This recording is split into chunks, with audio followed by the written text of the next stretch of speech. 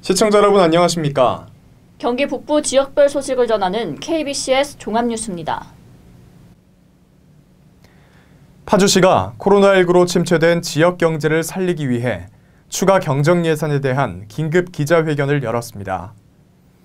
파주시는 긴급 생활 안정자금 675억 원을 편성하겠다는 계획인데요. 박상희 기자가 보도합니다. 지난 28일 파주시에 코로나19 감염병 5번째 확진자가 발생하면서 지역사회가 어수선한 가운데 최종환 파주시장은 30일 침체된 지역경제와 소상공인, 취약계층과 시민을 위한 추가 경정 예산에 대해 긴급 기자회견을 개최했습니다. 이날 기자회견을 통해 최종환 시장은 코로나19 감염병 여파로 고통받는 지역 소상공인, 비정규직과 실직자, 노약자, 어린이를 위한 긴급 생활안정자금 675억의 추가 경정 예산을 의회에 제출해 오는 31일 의결을 앞두고 있다고 밝혔습니다. 또한 경기도의 재난기본소득과 파주시 종교계와 지역사회의 여론을 수렴해 시 재정의 어려움 속에도 454억의 파주형 긴급생활안정자금을 편성하고 시민 모두에게 20만 원씩 지역화폐로 지급하기로 결정했다고 말했습니다. 이번 주요 예산 내역은 시민 생활 안정과 소비 촉진을 위해 711억, 소상공인 피해 회복을 위해 386억, 방역 강화와 피해자 생활 지원 32억 등 총 1,129억을 편성해 집행할 계획입니다. 먼저 시민의 생활 안정과 경제 활력을 위해 711억 원을 편성했습니다. 모든 파주 시민에게 1인당 10만 원씩 지역화폐를 지급하는 파주형 긴급 생활안정자금에 454억 원을 편성해 경기도의 재난기본소득까지 더하여 1인당 총 20만 원의 지역화폐를 지원받습니다. 기초생활수급자, 차상위 계층, 노인 등 취약계층과 아동수당 대상자 등 한시적 생계지원에 229억 원, 지역 내 소비 진작을 위한 지역화폐 한도액 상향, 인센티브 지급기간 연장 등에 16억 원, 공공근로 및 청년 일자리 확충에 12억 원을 투자합니다. 다음으로 소상공인, 중소기업 등 피해업종 회복 지원을 위해 386억 원을 편성했습니다.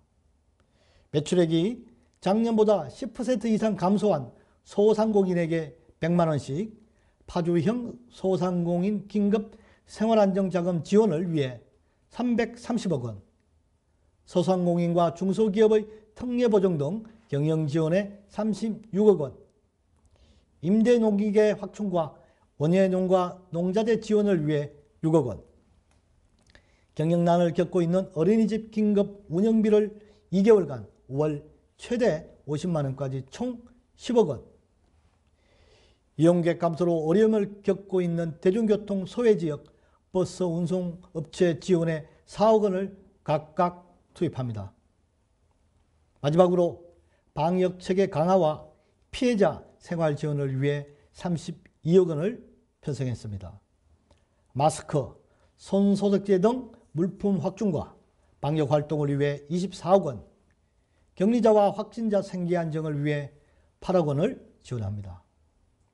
최종환 시장은 코로나19 사태로 어려움을 겪는 지역 내 소상공인과 시민들에게 이번 추가 경정 예산이 조금이나마 위로가 됐으면 좋겠다며 지금까지 수많은 감염병과 IMF 사태 등의 어려움 속에서 우리 국민의 저력은 더욱 빛을 발했다고 말했습니다.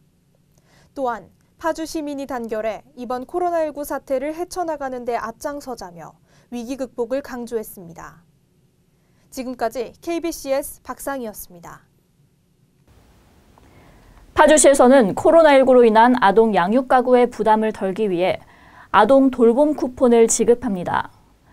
아동 돌봄 쿠폰은 도내 아동수당 대상 가구에게 돌봄 포인트로 직접 지급된다고 하는데요. 자세한 소식 이규석 기자가 보도합니다. 파주시는 코로나19 확산에 따른 아동 양육 가구의 경제적 부담을 줄이고 지역 경제 활성화를 위해 한시적으로 아동 돌봄 쿠폰을 지급한다고 2일 밝혔습니다. 지원 대상은 3월 기준 아동수당을 받은 만 7세 미만 아동이며 아동 1인당 40만 원 상당의 아동 돌봄 쿠폰이 지급됩니다. 이에 해당하는 아동은 28,625명이며 소요 예산은 114억 5천만 원입니다. 경기도 전 지역 매장에서 올해 12월까지 사용할 수 있으며 대형마트, 백화점, 온라인 쇼핑몰, 대형 전자판매점, 유흥업소 등 일부 매장에서의 사용은 제한됩니다.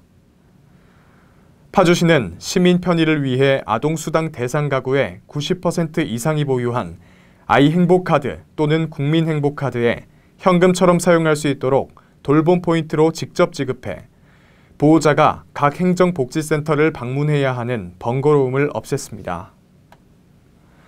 보건복지부가 지급 대상 가구에 안내 문자를 발송할 예정이며 지급 카드를 변경하거나 카드를 갖고 있지 않은 경우 안내 문자에 따라 보건복지부 운영 포털 사이트 복지로에서 온라인으로 신청할 수 있습니다.